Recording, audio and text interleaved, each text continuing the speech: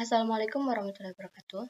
Hi everyone, my name is Indah Damayanti with NPM A1B025O39, and today I'm going to explain an article about how racial stereotypes were formed and how they were used as racial propaganda.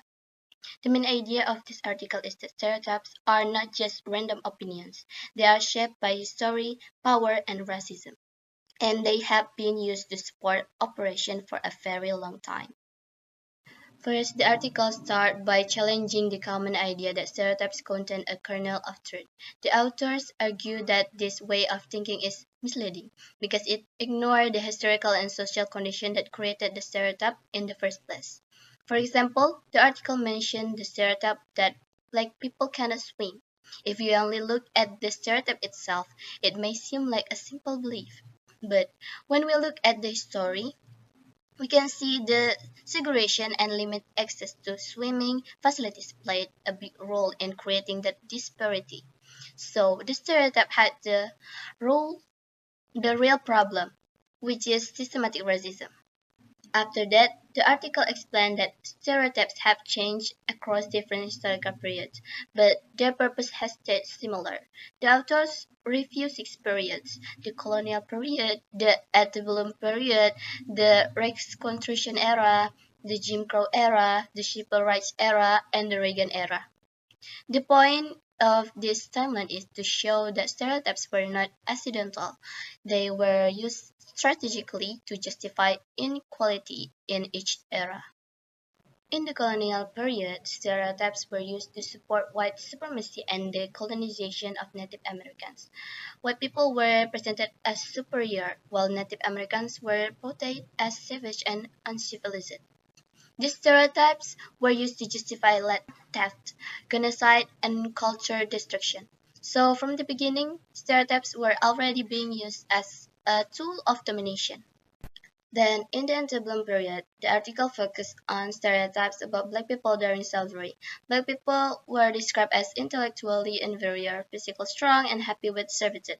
These ideas were used to make slavery seem natural and acceptable.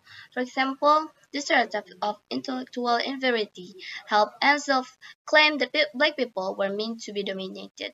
The stereotype of physical strength was used to argue that black people were suited for hard labor, and the stereotype that black people were content in servitude helped with people feel less guilty about slavery. The article also explained that these stereotypes still have effect today. The idea of intellectual inferiority can create stereotype trait, which means people may feel anxiety about confirming a negative stereotypes about their group. This can lower performance and reduce confidence, especially for students. Meanwhile, the stereotypes of physics strength still appears in the form of athleticism stereotypes, where black people are praised for sport ability but still dehumanizing or seen as less intelligent. Even stereotypes that sound positive can still be harmful because they limit how people are seen. Next, the article moves to Reconstruction and the Jim Crow era. Affects slavery and that black Americans gained more legal rights, but white society reacted by creating new stereotypes to limit those rights. One example is the stereotype that black people were superstition, which was used to question their ability to vote or participate fully in society. During the Jim Crow era, hypersexual stereotypes became very powerful. Black men were wrongly portrayed as dangerous sexual predators, and black women were often represented through the Jebel stereotypes. These ideas were used to justify segregation, violence, and control over black bodies. The article shows that these stereotypes were not only harmful in the past, but they also shaped how people were treated for generations. They influenced media, law, and public opinion. In many cases, they were used to excuse violence against black people and to protect white power. Then, in the civil rights era, stereotypes shift again. When black Americans fought for equality, new stereotypes emerged to weaken their movement. One of them was the angry black person stereotype.